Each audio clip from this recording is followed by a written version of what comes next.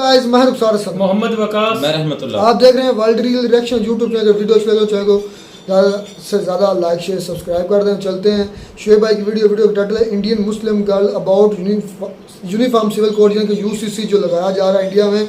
ये कि तमाम जितने भी इंडिया के राज्य हैं, जितने भी रियासतें, तमाम में सिर्फ एक ही कानून हो पूरा इंडिया में चलेगा, कोई भी मज़हब हो, कोई भी धर्म हो।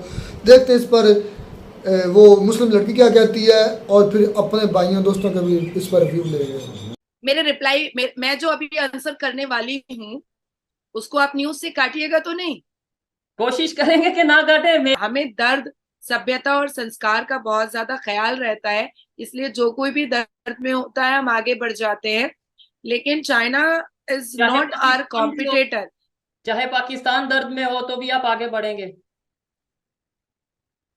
अब चाइना में अजमल खसब नहीं पैदा हुआ था ना, चाइना में हाफिज सईद नहीं पैदा हुआ था ना, चाइना में उसामा बिन लादेन तो पैदा नहीं हुआ था ना। कश्मीर में जो कश्मीरी पंडितों पर अत्याचार हुआ है, कौन सा कुरान बताता है कि आप हिंदू पंडितों को धर्म परिवर्तन कराने के लिए आप उसकी बहू बेटियों की इज्जत आबरू छीन लें? ये कौन सा धर्म बताता है? अगर ये कोई धर्म बताता है तो इस धर्म को बंद हो जाना चाहिए। ठीक। हमारे हिंदुस्तान के एक मौलाना है, मौलाना साजिद रशीदी, वो कहते हैं कि कुरान अकल का काम नहीं है, नकल का काम है। तो हम नकलची बंदर हैं क्या? हम यहाँ पर नकलची बंदर बैठे हुए हैं क्या? ये जो हमने इतनी सारी किताबें पढ़ी हैं, हमने जो संविधान पढ़ा है, हमने जो कुरान को पूरा रिसर्च किया है, तो हम नकलची बंदर बैठे हुए हैं क्या? हमारे कुरान ने कहा है कि बेकसूर की जाकर के जान ले लो। क्यों मुसलमान खुद को काफिर नहीं बोलता है? क्योंकि हसन हुसैन की जान तो मुसलमान ने ली थी, तो मुसलमान को खुद को काफिर बोलना चाहिए। खुद से खुद की मुलाकात करने में डर लगता है क्या? तो हमने इसको प्रमोशन नहीं किया है, ये प्रमोट हो गया है। जस्टिन बीबर ने अपने इंटरव्यू में कहा है कि मुझे इंडिया का चिकन टिक्का बहुत पसंद आता है। वो टिक्का बेचारे बोल नहीं पा रहा था। Justin Bieber and my age is similar, तो वो बेचारा टिक्का बोल नहीं पा रहा था, तो वो अपने इंटरव्यू में कह रहा था कि इंडिया का मुझे चिकन टिक्की बहुत अच्छा लगता है। तो इंडिया को अपने फूड से लेकर के और अपनी सारी चीजों को प्रमोशन करने की जरूरत नहीं पड़ी है। जी तो दोस्तों, मैं हूं सुहेब चौधरी और आप देख रहे हैं मेरा और आपका YouTube channel real entertainment TV. आज हमें ज्वाइन किया है एक स्पेशल गेस्ट हैं जो कि पहले भी हमारे प्रोग्राम पे आ चुके हैं। बहुत ज्यादा अप्रिशिएट किया गया, उनकी बातों को बहुत ज्यादा पसंद किया गया और ऑडियंस की तरफ से बहुत डिमांड रही कि फिर नाजिया इलाही खान साहिबा को लेकर आए। हम उनकी मजीद बातें सुनना चाहते हैं, लेकिन आज जो हम बातें करेंगे वो तमाम गुफ्तगू से जरा हट के होगी। कुछ ऐसी चीजें डिस्कस करेंगे जो कि इंडिया पाकिस्तान में बहुत ज्यादा लोग सोचते हैं, समझते हैं या उन पर सुनना चाहते हैं। अस्सलाम वालेकुम नाजिया, कैसी हैं आप? वालेकुम अस्सलाम, भारत माता की जय। बहुत अच्छी हूँ, बहुत अच्छी हूँ, thank you so much audience और व्यूअर्स के पसंद पर मुझे बुलाने के लिए। Thanks a lot. डेफिनेटली, मैं अगर आप मेरी वीडियोस देखती हैं तो हम हमेशा ये कहते हैं आप देख रहे हैं मेरा और आपका मतलब ऑडियंस का चैनल। तो ऑडियंस जो चाहती है, जिन लोगों को सुनना चाहती है, डेफिनेटली मेरा ये फर्ज है, ड्यूटी है कि मैं उन लोगों को मजीद उनसे रिक्वेस्ट करूं कि वो टाइम निकालें हमारे लिए। नाजिया जी, मैं पहला सवाल मतलब मैंने अपने प्रोग्राम का ये एक असूल रखा है कि जो भी हमारा गेस्ट आता है उनसे मैं पूछता हूं कि आपके लिए रिलीजन फर्स्ट है या नेशन फर्स्ट है। यही सवाल मैं आपसे करना चाहता हूं कि आपके लिए रिलीजन फर्स्ट है या नेशन फर्स्ट है। नेशन। अच्छा, अभी हम चलते हैं प्रॉपर वीडियो की तरफ। कुछ टाइम पहले जो अमेरिका के एक्स प्रेसिडेंट थे ओबामा, उन्होंने स्टेटमेंट दी थी इंडिया को लेकर के इंडियन गवर्नमेंट को चाहिए कि वो अपनी माइनॉरिटीज के ऊपर ध्यान दें। और अभी एक दो दिन पहले चाइनीज मीडिया ने इस चीज को दोबारा इस चीज को सेकंड किया है और बोला है कि मतलब इंडिया को चाहिए माइनॉरिटीज के ऊपर ध्यान दिया जाए। क्या कहना चाहेंगी आप? सबसे पहले तो ये कहना चाहूंगी कि चाइना सबसे पहले ये बताए कि 2023 में पाकिस्तान की सरकार से कितने गधे खरीदा है, ये बताए। और गधे खरीदने और गधे भेजने वालों से के ऊपर ये सब सवाल सूट नहीं करता है, और ये सब टिप्पणियां भी सूट नहीं करती हैं। दूसरा, मैं इसका जवाब देना चाहूंगी कि जो 6 मुस्लिम डोमिनेटेड कंट्रीज पर जो बॉम्ब्ड बाय ओबामा हुआ था, उसके बारे में ओबामा जी क्या कहना चाहेंगे? बीजेपी को अटैक करने से पहले अपने ग्रीवान में झांक करके देख लेना चाहिए।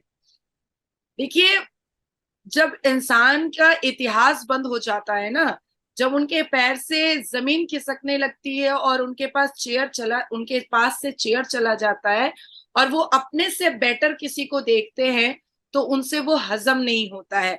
तो मुझे लगता है कि ओबामा जी के साथ भी ऐसा ही कुछ हुआ है, और वो ऐसी बेवजह बेतुकी इडियोटिक और नॉनसेंस वो टिप्पणियां कर, और जिस तरह से मुसलमानों पर अटैक हो रहा था उसके बारे में उन्होंने बातों को छुपा लिया है, और भारतीय जनता पार्टी और मोदी जी की सरकार को उन्होंने अटैक करने की कोशिश की है। So I don't think this is a very valuable and important topic.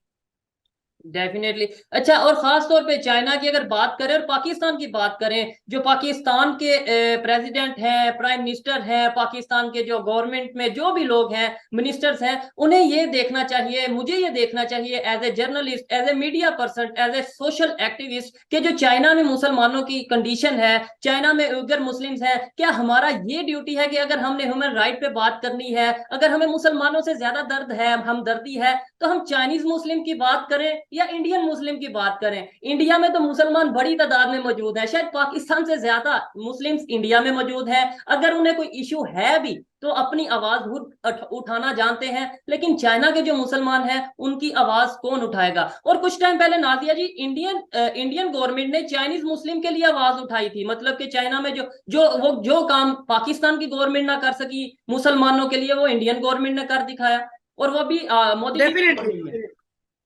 Definitely. Even मैं आपको ये कहना चाहूंगी कि अब चाइना में जो भी कुरीतियां और दुर्नीतियां हो रही हैं, या हालिया में जो हमारे पूरी दुनिया को कोविड-19 से जो जूझना पड़ा है, कोरोना वायरस से जो जूझना पड़ा है, तो China was the industry to invent that virus ना। तो चाइना का नजर बिल्कुल झुका हुआ रहना चाहिए, and this is the reason कि चाइना का एक बॉटल खरीदने से पहले भी इंसान डर जाता है कि बहुत जल्दी टूट जाएगा। और हमारे हिंदुस्तान में देखिए, हमें दर्द, सभ्यता और संस्कार का बहुत ज्यादा ख्याल रहता है, इसलिए जो कोई भी दर्द में होता है हम आगे बढ़ जाते हैं। लेकिन चाइना इज चाहे नॉट आवर पाकिस्तान में हो, कॉम्पिटिटर। चाहे पाकिस्तान दर्द में हो, तो भी आप आगे बढ़ेंगे? अब चाइना में अजमल कसब नहीं पैदा हुआ था ना, चाइना में हाफिज सईद नहीं पैदा हुआ था ना, चाइना में उसामा बिन लादेन तो पैदा नहीं हुआ था ना, चाइना में तो अजमल मुजाहिदीन जैसी चीजें तो नहीं हुई ना। तो चाइना जो है वो स्मार्टली चीजों को करता है, और पाकिस्तान जो करता है ना वो देहाती और गधेड़ों की तरह चीजों को सामने लेकर के आता है और खुद के जाल में खुद ही फंस जाता है। आज जिस शरिया लॉ और इस्लामिक देश जो पाकिस्तान खुद को दिखाना चाह रहा है और सबसे किनारे हो चुका है, सारी दुनिया ने उसको पीछे छोड़ दिया है। तो मैं उस पर एक कोट मैंने निकाला है कि तुमको अब अल्लाह ही रखे, तुमको अब अल्लाह ही चखे पाकिस्तान। अब तो तुम अल्लाह के हवाले हो। अगर अच्छे हालत में हो तो अल्लाह ने तुम्हें संभाला, और अगर बुरे हालत में हो तो अल्लाह का खैर नाजिल हुआ पाकिस्तान पर। अब फिर से आ जाते हैं हम चाइना पर। China is not our competitor. Population में भी अगर आप गूगल में सर्च कीजिएगा तो हम चाइना से ज्यादा हैं। अगर आप मेड इन इंडिया की चीजों पर जाइएगा तो ऐसा सीन क्रिएट हो चुका है, ऐसे सरकमस्टांसेस आ चुके हैं कि अब इंसान किसी चीज को अगर चाइना के सामान को देख लेता है तो वहीं पर छोड़ देता है कि चाइना का सामान हम नहीं खरीदेंगे क्योंकि टिकाऊ नहीं होता है। तो इंडिया से चाइना का कोई तोल और मोल ही नहीं है। अगर चाइना को हम जमीन समझते हैं तो इंडिया को हम आसमान समझते हैं। हालिया में हमने सुना था कि यूएस ने इंडिया मेड इन इंडिया का 5G के लिए उन लोगों का मेमोरेंडम ऑफ अंडरस्टैंडिंग हो रहा है। उसके बाद फिर अभी यूपीआई के लिए और जितने भी ऑनलाइन ट्रांजेक्शन है उसके एप्स के लिए मेमोरेंडम ऑफ अंडरस्टैंडिंग हो रही है। तो made in India is very developed right now. और देखिए, ये जो हिजाब पर लोग इतना चिल्लाते हैं और खास करके मुसलमान देश इतना चिल्लाते हैं, ये कॉटन, ये हैंडलूम, ये तात, ये कहाँ से आया है? ये हिंदुस्तान का ही तो उपजाया हुआ चीज है। ये तो हिंदुस्तान की चीजें हैं। आप जो कॉटन के कपड़े पाकिस्तान में 3,000 4,000 में खरीदते हैं, हम यहाँ 600-700 रुपए में खरीदते हैं। तो दिस इज आवर इंडिया ना, गरीबों का भी, अमीरों का भी, हर किसी का, हर एक तबके के लिए हिंदुस्तान सबसे बेस्ट है। बिल्कुल, ये बात से तो मैं एग्री करता हूँ कि इंडिया एक ऐसा कंट्री है जिसमें गरीब भी बड़े अच्छे तरीके से रह रहे हैं, और अमीरों के लिए तो डेफिनेटली अगर top 10 all over the world richest person की बात करें तो उनमें भी इंडिया के लोग काफी नजर आते हैं हमें। ये बताएं, आपने बोला मेड इन इंडिया को प्रमोट किया जा रहा है इंडिया में, ना सिर्फ इंडिया में, अब बहुत तेजी से पूरी दुनिया में प्रमोट किया जा रहा है। मेड इन इंडिया का सफर मेड फॉर वर्ल्ड ये कब बना और कैसे बना? ये पब्लिक की विजन की वजह से बना? ये मैं सवाल पाकिस्तान की पब्लिक से पूछता हूं, लेकिन आज आपसे पूछना चाहूंगा क्योंकि उनसे बेहतर डेफिनेटली इंडिया के बारे में आप जानते हैं, मेरे से बेहतर इंडिया के बारे में आप जानते हैं क्योंकि आप एक इंडियन हैं। ये मेड इन इंडिया या मेड फॉर इंडिया का कंसेप्ट मेड फॉर वर्ल्ड तक कैसे पहुंच गया और बहुत तेजी से पहुंच गया? देखिए, हमने कभी भी प्रमोशन किया नहीं, हमने कभी भी प्रमोशन किया नहीं। हुआ ऐसा कि मोदी जी के बदन पर जो कॉटन का वेस्ट कोट देखा गया, हाथ में 5G का नेटवर्क देखा गया, या जिस तरीके से मैं पाकिस्तान चैनल पर बैठ करके अपने नेटवर्क के, अपने 5G के नेटवर्क के साथ आपसे बात करती हूँ, ना ब्लर होता है ना ग्लिच होता है। मुझे इलेक्ट्रिसिटी, मैंने कभी फोन पर नहीं बोला कि इलेक्ट्रिसिटी नहीं है बाद में रिकॉर्डिंग कर लेते हैं, या अभी नेटवर्क नहीं है बाद में रिकॉर्डिंग कर लेते हैं। और ये जो आप बात हर 2 सेकंड के बाद जो आप अटक जाते हैं, तो ये हमें प्रमोट नहीं करना पड़ा। ये विदेशों को, यूएस को, अमेरिका को, सिडनी को, हर किसी को खुद में समझ में आ गया। देखिए, हालिया में अमेरिका में बहुत बहुत तारीफ की गई थी, और वॉशिंगटन में, कि हिंदुस्तान के पास एक कैसा एप्स है कि फोन टू फोन ट्रांजेक्शंस होते हैं, यूपीआई से ट्रांजेक्शंस होते हैं, और एक पैसा भी ट्रांजेक्शन करने वाले का नहीं लगता है। तो इस पर जब बात उठी तो ये उन लोगों की पहले डिस्कशन चली है, और तब जाकर के भारत के प्रधानमंत्री तक ये बात आई है। तो हमने कुछ एड क्रिएट करके हमने कोई प्रमोशन नहीं किया है। आज जब दूर से लोग गूगल पे हमारे हिंदुस्तान के सड़कों को देखते हैं, आज जब दूर विदेशों से लोग हमारे हिंदुस्तान को इकोनॉमिकल बहुत इम्प्रूव होते हुए देखते हैं, आज जब दूर देशों से गूगल पर और न्यूज चैनल्स पर जो जनता है बाहर देश की या पाकिस्तान की, वो जब अग्नि 5 और मुर्मुगांव जैसे चीजों को देखती है, हमारे हिंदुस्तान में लॉयर सबसे बेस्ट होते हैं, हमारे हिंदुस्तान के साइंटिस्ट सबसे बेस्ट होते हैं, हमारे हिंदुस्तान में जो जो खेत में कॉटन रुई उगाता है वो सबसे बेस्ट होता है, हमारे यहाँ चाश सबसे बेस्ट होता है, हमारे यहाँ फिश सबसे बेस्ट होता है, हमारे यहाँ हैंडलूम तात सबसे बेस्ट होता है, हमारे यहाँ का खाना सबसे बेस्ट होता है। सिडनी में तो आप जाइएगा तो वेजिटेरियन मोदी जी थाली भी मिलती है। तो हमने इसको प्रमोशन नहीं किया है, ये प्रमोट हो गया है। जस्टिन बीबर ने अपने इंटरव्यू में कहा है कि मुझे इंडिया का चिकन टिक्का बहुत पसंद आता है। वो टिक्का बेचारे बोल नहीं पा रहा था। Justin Bieber and my age is similar, तो वो बेचारा टिक्का बोल नहीं पा रहा था, तो वो अपने इंटरव्यू में कह रहा था कि इंडिया का मुझे चिकन टिक्की बहुत अच्छा लगता है।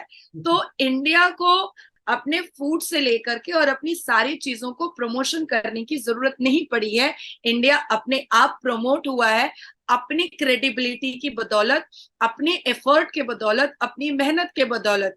आज आपसे मैं बैठ करके मैं दूसरी बार आपसे कॉन्वर्सेशन कर रही हूँ, 1 सेकंड के लिए भी मेरा वीडियो अटकता नहीं है। मुझे प्रमोट करने की जरूरत नहीं है, ये आप प्रमोट करेंगे कि भाई मैं तो नाजिया जी के साथ बैठता हूँ, उनका तो नेटवर्क बहुत अच्छा है, इलेक्ट्रिसिटी बहुत अच्छी है। तो ये प्रमोशन अपने आप हो रहा है, क्योंकि ये मेड इन इंडिया जो है, ये 9 साल में हमारे भारत के प्रधानमंत्री मोदी जी का बनाया हुआ इंडिया है, स्मार्ट इंडिया है। बिल्कुल, so we don't need promotion. मुझे भी प्रमोट करने की जरूरत नहीं है। डेफिनेटली ये जो लोग देखते हैं, चाहे इंडिया से हैं, पाकिस्तान से, यूके, कनाडा, या जहां से भी उर्दू समझी जाती है, हिंदी समझी जाती है, वो लोग देखते हैं चीजें, खुद वो ऑब्जर्व करते हैं, बहुत डीप ऑब्जर्वर होते हैं देखने वाले। और सबसे बड़ी बात, पाकिस्तान की अगर बात करूं, पाकिस्तान में हमेशा वावेला जो किया जाता है वो इंडियन मुस्लिम्स को लेकर किया जाता है, जबकि ये जो सामने मेरे बैठी हैं ये एक इंडियन है और ये एक मुस्लिम है। अगर ये इस तरीके से बात कर रही है, वो भी पीएम मोदी की गवर्नमेंट के बारे में बात करेंगे तो फिर मुझे अपने जो सा वो अकल के साथ सोचने की जरूरत है, हमारी गवर्नमेंट को अकल के साथ सोचने की जरूरत है कि हम किन मुस्लिम्स की बात करते हैं कि उन पे जुल्म हो रहा है। वो तो ये मुस्लिम्स बैठे हैं, और ये एक नहीं, इस तरीके से कई ऐसे यंगस्टर्स हैं, इस तरीके से कई ऐसी फीमेल जर्नलिस्ट हैं। अगर मैं नाम लूं, याना मीर है कश्मीर से, इसके अलावा और बहुत सी ऐसी जर्नलिस्ट जो कि मैं उनसे बात करता हूं तो हैरान रहता हूं। इवन मुझे ऐसा लगता है कि हम पाकिस्तान के जो मुसलमान हैं, हमारे लिए इनको हमदर्दी करनी चाहिए। मुझे ये बताइएगा, इस्लामोफोबिया की पूरी दुनिया में बात होती है, आप as a Muslim, as a Indian क्या इसके ऊपर राय रखती हैं? एक साइड पे इस्लामोफोबिया की बात होती है, दूसरी साइड पे लव जिहाद या फिर 72 हुरों या फिर इसके अलावा एक केरला स्टोरी जैसी मूवीज आती हैं। तो क्या कहना चाहेंगे इसके ऊपर आप? आपके हिसाब से इस्लामोफोबिया कहते किसको है? क्योंकि आप इस्लामिक देश में हैं। मैं देखें, अभी मैं तो आपसे क्वेश्चन कर जवाब दें। रहा हूं, अगर आप आंसर करेंगी तो ज्यादा बेहतर रहेगा। कभी मैं आपके शो में आऊंगा तो आप जो मेरे से पूछेंगे मैं उसका आंसर करूंगा। देखिए, मैं तो अगर इस चीज को एक्सप्लेन करूंगी तो मुझे कहा जाएगा कि मोदी जी की चमची है। ठीक ठीक। है, जो मैं रोज सुनती हूँ। तो आप एक इस्लामिक देश से बैठे हुए हैं, मैं आपसे सिर्फ एक उर्दू में मीनिंग पूछ रही हूँ। आप लोगों की उर्दू ज्यादा अच्छी होती होगी। इस्लामोफोबिया को आप क्या कहते हैं? मतलब इस्लाम जो, अगर इसको पाकिस्तान में जिस नजरिए से बताया जाता है, मैं अपनी देखें, अब मैं अपनी ओपिनियन की नहीं, पाकिस्तानियों की ओपिनियन की बात करूंगा, क्योंकि ये एक ऐसा टॉपिक है जिसपे अगर बात की जाएगी थोड़ा सा वो तो मैं ये कहूंगा कि इस्लामोफोबिया का मतलब हमें ये बताया जाता है कि मतलब इस्लाम को लेकर प्रोपोगंडा किया जाता है, इस्लाम का जो डर है पूरी दुनिया में वो फैलाया जाता है कि इस्लाम के जो लोग हैं या इस मजहब के जो लोग हैं वो पूरी दुनिया में इस तरीके से दहशत को बढ़ा रहे हैं। तो इसे इस्लामोफोबिया हमें यहाँ पे बताया जाता है कि प्रोपोगंडा जो किया जा रहा है। मेरे रिप्लाई मैं जो अभी आंसर करने वाली हूँ उसको आप न्यूज से काटिएगा तो नहीं? कोशिश करेंगे कि ना काटे। हम हमेशा यही कोशिश करते हैं कि जो भी चीज पब्लिक तक पहुंचनी चाहिए वो हम पहुंचाते हैं बगैर कट के। तो पहले भी आपकी वीडियो बगैर कट के थी, अभी भी बगैर कट के जाएगी। तो हाँ, तो Islamophobia, very very very nice topic, my type topic. Quran कहता है 1000 से ऊपर war and battle. Prophet Mohammad के दो नाती, हजरत ईसा और हजरत हसन और हजरत हुसैन, प्रॉफेट मोहम्मद के दो ग्रैंडसन, हजरत हसन और बैटल में इस्लाम और मुल्लाओं ने हमें बचपन से पढ़ाया, माँ बाप पुश्त दर पुश्त सबको सिखाया कि सबसे पहले इस्लाम आया, उससे पहले कोई धर्म ही नहीं आया। तो हजरत हसन और हुसैन का कत्ल किसने किया? मुसलमान ने किया। बीबी मरियम को डिफेम और डिप्राइव और इंसल्ट किसने किया उनकी प्रेगनेंसी पे? मुसलमान ने किया। हजरत नूह अलैहिस्सलाम को डिफेम और इंसल्ट उनकी कश्ती बनाने पर किसने किया? मुसलमान ने किया। 1000 से भी ऊपर बैटल, पावर और पोजीशन के लिए और वॉर, मक्का से लेकर के हिजाज से लेकर के हिक्काक तक जो बैटल हुआ था, जो कुरान जिस चीज का गवाह है। तो एक्चुअली में यह जिहाद के नाम पर अजमल कसब जो बम लगा करके हिंदुस्तान में घुस जाता है, या हाफिज सईद जिहाद के नाम पर जो इतनी तबाही और वाहवाही और टेररिज्म एक्टिविटीज बिखेरता है, जिहाद के नाम पर जो टेररिज्म इंडस्ट्रीज काम करती है, सबके सब मुसलमान। तो क्या इस्लामोफोबिया इसी का नाम है? तो कुरान तो कह रहा है वॉर, कुरान तो कह रहा है होली वॉर, कुरान तो कह रहा है कि 1000 से ज्यादा बैटल हुए हैं और खून बहे हैं। उस वक्त तो कोई हिंदू नहीं था, उस वक्त तो कोई भी जैन नहीं था, बुद्ध नहीं था। तो ये तो मुसलमान मुसलमान ने इतनी जंग लड़ी ना, और इतने खून आपस के बहाए ना। तो ये तो झूठ नहीं है, ये तो झूठ नहीं है। ठीक है। क्या कुरान को भी नाउजुबिल्लाह गलत कह देंगे ये लोग? सच बोलना कड़वा लगता है, लेकिन जो अजमल कसब जिहाद के नाम पर यहाँ आकर के मासूमों की जान लिया था, छोटे छोटे बच्चों की जान लिया था, प्रेग्नेंट औरतों की जान लिया था, माजूरों की जान लिया था, ज़ईफों की जान लिया था, उसकी जवाबदेही कौन देगा? अगर कुरान ये सिखाता है तो मैं माफी मांगना चाहती हूँ कि गलत सिखाता है। ठीक। हमारे हिंदुस्तान के एक मौलाना है, मौलाना साजिद रशीदी, वो कहते हैं कि कुरान अकल का काम नहीं है, नकल का काम है। तो हम नकलची बंदर हैं क्या? हम यहाँ पर नकलची बंदर बैठे हुए हैं क्या? ये जो हमने इतनी सारी किताबें पढ़ी हैं, हमने जो संविधान पढ़ा है, हमने जो कुरान को पूरा रिसर्च किया है, तो हम नकलची बंदर बैठे हुए हैं क्या? हम क्या करें? गोबर से बना हुआ अगरबत्ती जलाएं? हम क्या करें? मजार में जाकर के मुल्लों के कहने पर माथा फोड़े अपना? अगरबत्ती जलाएं, मोमबत्ती जलाएं, शब बरात में पटाखा फोड़ें, और ईद और रमजान में हरी लाइट जलाएं? ये हमारा कुरान कहा है? और अगर कहा है तो नाउजुबिल्लाह गलत कहा है। हमारा कुरान ने कहा है कि बेकसूर की जाकर के जान ले लो। क्यों मुसलमान खुद को काफिर नहीं बोलता है?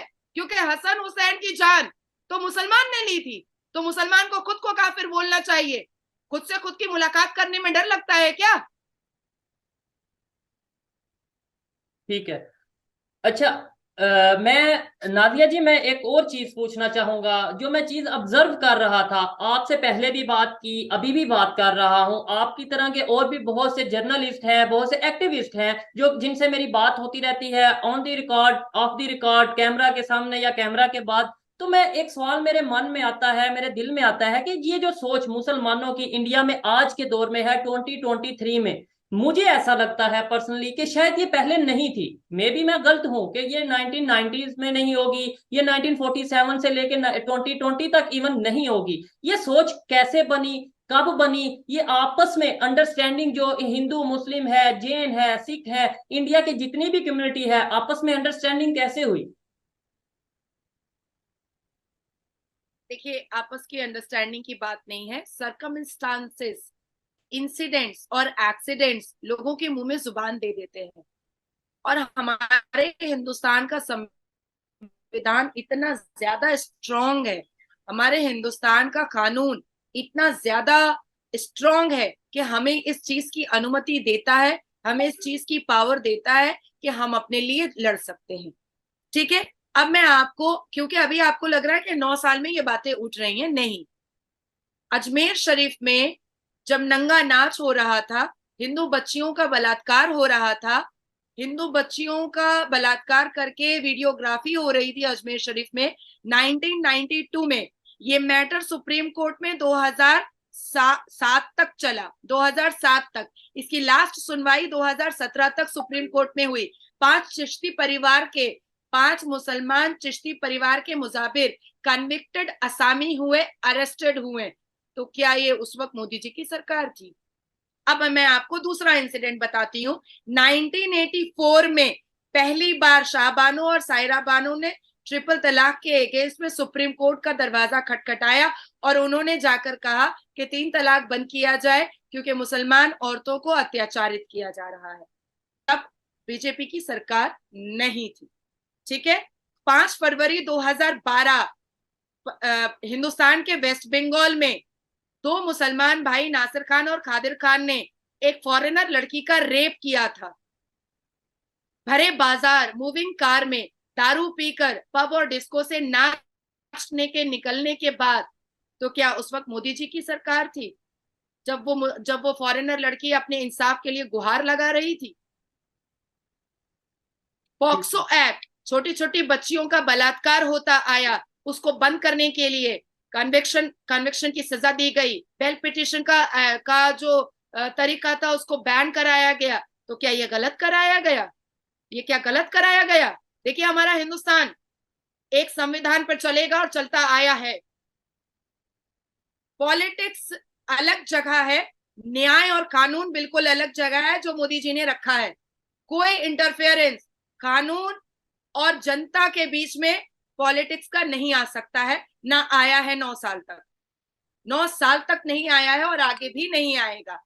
आज जितने भी कुरीति, दुर्नीति, पाप और पाप का घड़ा भरा है, उसको बंद करना कानून के हाथ में है। और कानून के पास ये अथॉरिटी है कि उसको बंद करना चाहिए।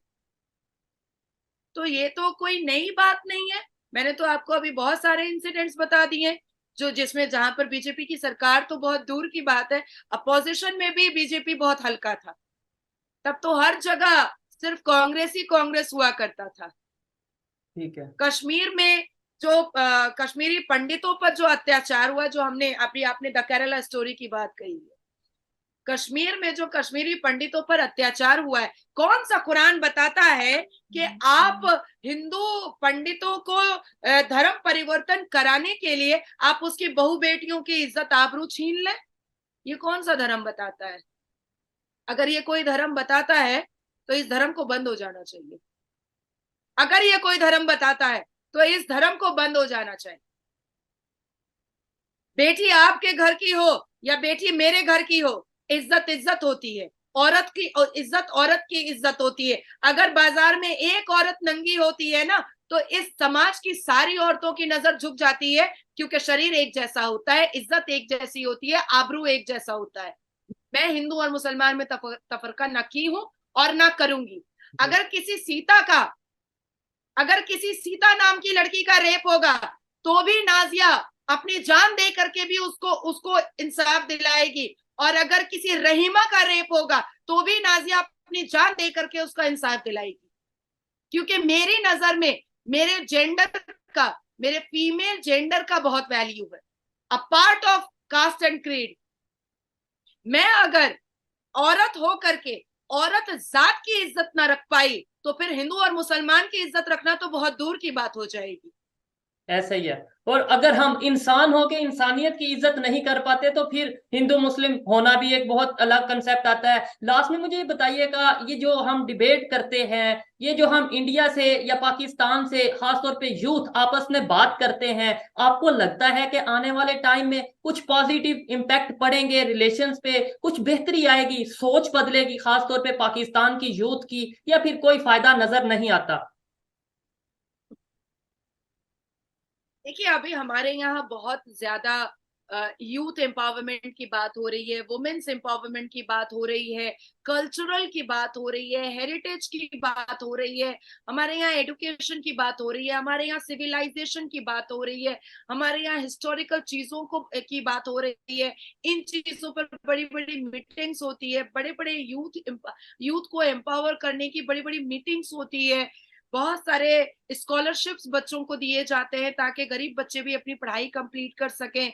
तो इतनी सारी फैसिलिटीज जो यहाँ दी जा रही है, आपके यहाँ तो तुरंत डिस्क्रिमिनेशन कर दिया जाएगा। औरत का काम है बच्चा पैदा करना, क्योंकि शरिया बोलता है। औरत को हलाला कराया जाएगा, हलाला के नाम पे प्रोस्टिट्यूशन कराया जाएगा, ये शरिया बोलता है। 4 शादियां मर्द करेंगे, मुसलमान मर्द, लेकिन 4 बच्चे अडॉप्ट नहीं करेंगे। 4 बीवी रखेंगे क्योंकि उससे ठरक पूरा होगा। आई एम सो सॉरी, लेकिन मैं ऐसा ही जवाब देती हूँ। 4 बच्चे पालेंगे यतीम के, तो वो शायद अल्लाह की नजर में अच्छा नहीं रहेगा, लेकिन 4 बीवी रखेंगे तो वो सुन्नह पूरा हो जाएगा। मैं ऐसी चीजों को बुलशिट बोलती हूँ। ठीक है मैम, अगर मैं मर्द होती, जी जी, मैं ये पूछना चाह रहा था। अगर मैं मर्द होती तो मैं 4 अनाथ बच्चे पालती, मैं 4 बीवियां कभी नहीं पालती। जबरदस्त, अच्छी बात है, ऐसी सोच होनी चाहिए। मेरा सवाल ये था कि जो हम डिबेट करते हैं, जो बात करते हैं, आपसे बहुत कुछ सीखने को मिलता है, या कुछ चीजें हमारी वजह से आप देखते हैं, तो क्या इससे आने वाले टाइम में इंडिया पाकिस्तान की रिलेशन में या खास तौर पे सोच में कोई फर्क आएगा पाकिस्तान की यूथ की, जो लोग ये देखते हैं, या खास तौर पे हम लोग ये जो प्रोग्राम करते हैं या कोशिश करते हैं, इसका कोई फायदा है या नहीं? देखिए, आप लोग जो भी हम लोगों से डिस्कस करते हैं, कन्फ्रंटेशन करते हैं, हम इम्प्रूवमेंट की बात करते हैं। मुझे 1 मिनट का टाइम दीजिएगा। हम इम्प्रूवमेंट की बात करते हैं, हम डेवलपमेंट की बात करते हैं, हम एजुकेशन की बात करते हैं। मैं एक फीमेल यहाँ पर बैठी हुई हूँ। मैंने लास्ट टाइम भी हाथ जोड़कर कहा था कि शिक्षा बहुत बड़ी चीज है और उससे आगे बढ़ा जा सकता है। पर आज अगर आपके पाकिस्तान के यूथ मेरी बात से कन्विंस हो भी जाते हैं, पाकिस्तान की लड़कियां मेरी बात से कन्विंस हो भी जाती हैं, पाकिस्तान की लड़कियां अगर ये सोच भी लेती हैं कि हमें तो अब चांद तक जाना है, तो क्या आपकी सरकार उनको पंख लगाने का मौका देगी, उनको ये फैसिलिटीज देगी कि तुम उड़ना चाहती हो तुम उड़ो, तुम कुछ बनना चाहती हो तुम बनो? नहीं देगी ना, नहीं देगी आपकी सरकार। और आपकी जनता में इतनी ताकत नहीं है कि आप अपने पाकिस्तान के प्रधानमंत्री के साथ आप बैठ करके आप शहबाज शरीफ से बात कर ले, क्योंकि वो लोग घमंड में चूर है ना। उनको एक टैग लगा हुआ है कि हम वीवीआईपी हैं।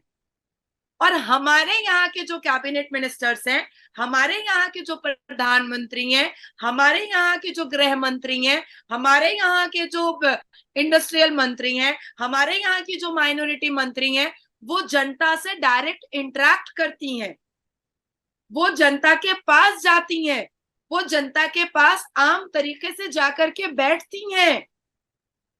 उनको पता चलता है कि जनता को क्या चाहिए, उनको समझ में आता है कि जनता की रिक्वायरमेंट क्या है, वो पता कर पाती हैं कि जनता को किस चीज का दर्द है। पर आपके पाकिस्तान के जनता में और नेता में कोसों फासला है, आप अपनी बात पहुंचा ही नहीं पाएंगे ना। जी तो दोस्तों, ये थी आज की वीडियो। नाजिया इलाही खान हमारे साथ मौजूद थी, जिनकी बातें सुन के मेरे भी कान गर्म हो चुके हैं। आपको उनकी डिस्कशन, उनकी ओपिनियन कैसी लगी कमेंट में जरूर बताइएगा। और नेक्स्ट किस गेस्ट को हम इनवाइट करें आप ये भी तो जी वीडियो तो खैर काफ़ी लंबी थी, बहस भी बड़ी हुई। असल मेन टॉपिक तो ये था कि Indian Muslim girl about uniform civil code, उस पर बहस हुई, लेकिन थोड़ी सी कम हुई। लेकिन इधर कभी निकल गया, कभी इधर निकल गया, कभी इधर निकल गया। खैर वो फिर जब कन्वर्सेशन होना शुरू हो जाती है तो कहीं ना कहीं आदमी निकल जाता है। यूसीसी पर ही हम बात करेंगे कि अभी इंडिया ने इम्प्लीमेंट भी नहीं किया। अभी तो सलाह मशवरे चल रहे हैं, अभी तक ना वो कबीना में गया, ना सेनेट में गया, ना कौमी या किसी सूबाई असम्बली में गया, कहीं भी नहीं गया। तो अभी पहुंचे भी नहीं थे। हमारे मुसलमान तो और मुख्तलिफ लोग जो हैं वो चीखने शुरू हो गए। अगर वो इम्प्लीमेंट हो गए तो क्या असरात होंगे। और वकास भाई, आपको क्या लगता है कि यूसीसी इंडिया में लगना चाहिए? यूनिफॉर्म सिविल कोड, यानी कि तमाम मज़हब के लोग एक ही कानून के तहत आ जाएं। आपको क्या लगता है कि उनको ऐसे कानून बनाने चाहिए इंडिया में? नहीं बनाने चाहिए भाई। गैर मुस्लिम के अलग होने चाहिए, मुसलमानों के अलग होने चाहिए। क्यों? मेरी बात सुनने, पाकिस्तान में ऐसा तो नहीं ना होता है जो मुसलमान के ऊपर जो कानून लागू होते हैं वो गैर मुस्लिम के ऊपर होते हैं। मेरी बात सुन, पहले मेरी बात सुनो, फिर आप जवाब दे देना। हर इंसान का आपको पता है मजहब का एक अलग तरीका होता है। हम मुसलमान जो है ना नमाज पढ़ते हैं, ठीक है ना, अल्लाह के ऊपर वाले के सामने झुकते हैं, ठीक है ना, उनका एक अलग सिस्टम है, आपको पता है। ये इस तरह नहीं होना चाहिए भी सबको जो है ना बराबर एक साथ में ही खड़ा किया जाए, ठीक है। जिस तरह 5 उंगलियों में फ़र्क है ना, इस तरह में लोगों में फ़र्क होता है, मुसलमान और गैर मुस्लिम में। इंसान तो ऊपर वाले के ही बनाए हुए हैं। बिल्कुल भाई, वकास साहब ने बिल्कुल बात ठीक की है। वाकई पाकिस्तान से ज़्यादा इंडिया में मुख्तलिफ जो है मज़हब से तल्लुक़ रखने वाले जो लोग हैं वो रहते हैं। अच्छा, मुझे एक बात बताएं, मैं एक छोटी सी मिसाल लेता हूँ कि इंडिया में एक बंदा चोरी करता है या फ़र्ज कर लें जिना करता है या कत्ल करता है, चोरी का सज़ा है इस्लाम में हाथ काटना। अब कोई मुसलमान इंडिया की अदालत में जाता है तो उसके हाथ काटे जाएं कि इंडिया के कानून के मुताबिक उसको सज़ा दी जाए? नहीं, वैसे अगर उसको जो है ना दीन के मुताबिक, अगर मुसलमानों का जो वहाँ पर हुए ये तो कानून के मुताबिक होगा ना, तो उन्होंने किस तरह का या किस मज़हब को अटैच करके कानून लागू किया हुआ है पूरे मुल्क में। मैं वही बात कर रहा हूँ, एक मुसलमान ही है वो चोरी करता है, या ये ले लें एक मुसलमान जो मेरी बात सुन, मेरी बात सुन, मैं तो ये कहता हूँ जो मुसलमान है ना, मैं ठोक बजा के बात करूँ, जो मुसलमान है अगर वो गलती को तय करते तो इस्लाम के मुताबिक जो रूल है हमारा उसके मुताबिक दे दें, चाहे सर भी उनका कलम करना पड़े। मैं ये नंबर बात ये मैंने ये भी सुना भाई हसन और हुसैन का जिसने ये किस तरह शहीद किया, उसको काफिर नहीं। मेरी बात सुन ले, उस लड़के मेरी बात सुन लो, जो जुल्म करता है ना, चाहे मुसलमान है चाहे गैर मुस्लिम है, उसका नाम मिट जाता है इस दुनिया से, इस हस्ती से भी, ठीक है ना। उनके साथ जुल्म हुआ है, ठीक है, हसन और हुसैन के साथ, वो उनका आज भी रुतबा बुलंद है और हमेशा क़यामत तक इंडिया में हुसैनी ब्राह्मण है, यहाँ तक के हुसैनी ब्राह्मण है इंडिया में। मुझे लगता है, मुझे किसी ने बोला था कन्फर्म तो नहीं, जो सचिन तेंदुलकर है ना, ये उसी यानी कि कई ब्राह्मण है मेरे यानी कि ना इधर उनको ना गानी बनी हुई है वो। यार ये जो है ना, मेरे कई दोस्त उन्होंने मेरे से रब्ता, जब मैंने एक वीडियो की थी ना हुसैनी ब्राह्मण पर, तो उधर काफ़ी लोग थे जिन्होंने मुझे कहा कि भाई, मैं एक के दो थे जिन्होंने कहा था कि भाई हम भी हुसैनी ब्राह्मण है। सचिन तेंदुलकर की बात नहीं है कि यार बड़ी मैंने सुना सेलिब्रिटी है, MS धोनी है, ये कोई मतलब कोई बड़ी सेलिब्रिटी है जो मतलब हुसैनी ब्राह्मण में से है, कि जो हजरत इमाम हुसैन के मतलब के दुआ से हुई थी। वो हो सकता है कि कोई ऐसा सीन हो, लेकिन बात यह है कि अगर फर्ज कर ले रुखसार भैया, आप देख लेना, आप उनका कहाँ मुकाम है रुखसार भाई। बात ये है ना, आज आप देख लें हजूर पाक के नवासों का, मेरी बात सुन लें भी, आज मकाम क्या है और हमारे दिल में उनकी इज्जत और रिस्पेक्ट है, वो इंशाल्लाह तक क़यामत तक रहेगी। मतलब आप इस चीज़ के खिलाफ हैं कि इंडिया में यूसीसी नहीं होना चाहिए कि नहीं होना चाहिए? भाई बात तो उसको क्लियर कर लेने दे, वो कोई और, मैं वही तो पूछ रहा हूँ। मेरी बात सुनो, मुसलमानों के लिए अलग बनना चाहिए, जो इस्लाम इजाजत देता है उनके मुताबिक। कोई मुसलमान अलग मखलूक है के लिए मखलूक क्या, मेरी बात सुनने गैर मुस्लिम के छत वो उनके धर्म के पूछ ले तो वो कहते हैं चोरी और कोई जना की वो ये। अच्छा, क्रिश्चियन, इंडिया के क्रिश्चियन कहते हैं, इंडिया के हिंदू कहते हैं, इंडिया के बाकी लोग कहते हैं, वो कहते हैं कि हमारे लिए एक कानून होना चाहिए। तो मुसलमान ये क्यों कहते हैं कि हमारे लिए कानून नहीं होना चाहिए? मतलब यार आपको पता ही है उस कानून के अंदर क्या क्या ला रहे हैं, आपको पता है इन चीजों का? मैं नहीं ना पता, जब पता ही नहीं है तो आप क्यों बोल रहे हैं इस तरह भी? यार आपको क्या तकलीफ है? यार मैं तो सवाल कर रहा हूँ, मैं सवाल भाई, मैं अपनी तरफ अभी तक मेरी बात सुन, वो क्यों आगे से आवाज उठा रहे हैं? उनको पता है ना इसके अंदर रहमतुल्लाह हमारे साथ चाहे तो हो सकता है ज्यादती हो जाए, यानी कि ज्यादा हमारे दीन की बेहुरमती भी हो सकती है। अच्छा, मेरी बात, हाँ एक मिनट इसका मुझे जवाब दे लेना। ये मैं इसके लिए एंटी वेनम तैयार रखता हूँ जब ये बोलता है। जी पाकिस्तान के अंदर 5 साल बच्ची के साथ जिना हो जाता है, बेहुरमती नहीं होती। पाकिस्तान के अंदर कानून, तुम्हारा ये इस्लामिक कानून कहता है कि जो चोरी करे वो उसके हाथ काट लीजिए। अच्छा। वो चोर जो साबित हो जाए वो वजीर आज़म बन जाए। तुम्हारा कानून, तुम्हारा इस्लाम कहाँ जाता है मजहब? तुम्हारे मुल्क के अंदर एक में सुनता जा। अब सऊदी अरेबिया में मुझे जवाब दे, मुझे जवाब तुम दो। अब पाकिस्तान के अंदर चोर है, तुम्हें यह भी पता है नवाज शरीफ, शहबाज शरीफ ने लोगों ने चोरी की, साबित भी हुआ है, उनके बैंक बैलेंस भी हैं। अब तुम्हारे इस्लाम मजहब की नहीं बेरहमती हुई भाई? होती है बिल्कुल इस तरह, लेकिन मेरी बात क्यों नहीं बोलते? मेरी बात सुने, हमारे लेकिन आप देख रहे हैं कि सऊदी अरेबिया में देख ले, वहाँ पर इस्लाम यानी कि सही सेटलमेंट है, इंसाफ कीजिए, यानी कि हमारा तो मेरिट नहीं, हमारा इंसाफ जो है कितने नंबर पे आता है आपको इस चीज का पता? मैं कहता हूँ 2 नहीं रहमतुल्लाह को, फिर इधर बेरहमती नहीं होती मजहब की? होती है ना। मेरी बात सुने कि सिर्फ नाम है, होती है ना कि नहीं होती? मुझे यस नो में जवाब दो। पाकिस्तान में बेरहमती हो रही नहीं हो रही? बिल्कुल होती है। बस मैं यही सजा मिलनी चाहिए और कहने का मैं इंडिया में भी तो हो। यार मेरा ये मकसद नहीं है। तुमने कहा कि बेरहमती होती है तो मैं अपने घर से शुरू करो, अपने गिरबान को देखो। हम कह रहे हैं ना, हम कौन सा यहाँ से, हम ऐसे क्यों करते हैं, हम ऐसे क्यों नहीं करते? यही हमारा प्रॉब्लम है। हम इसलिए कर रहे हैं कि क्योंकि हमारे मुल्क में तो हो रही है, लेकिन दूसरे में तो ना हो। और पहले खुद को तो ठीक करो यार। जो खुद, मेरी बात सुन, जो खुद डूब रहा हो वो दूसरे को कैसे बचा सकता है?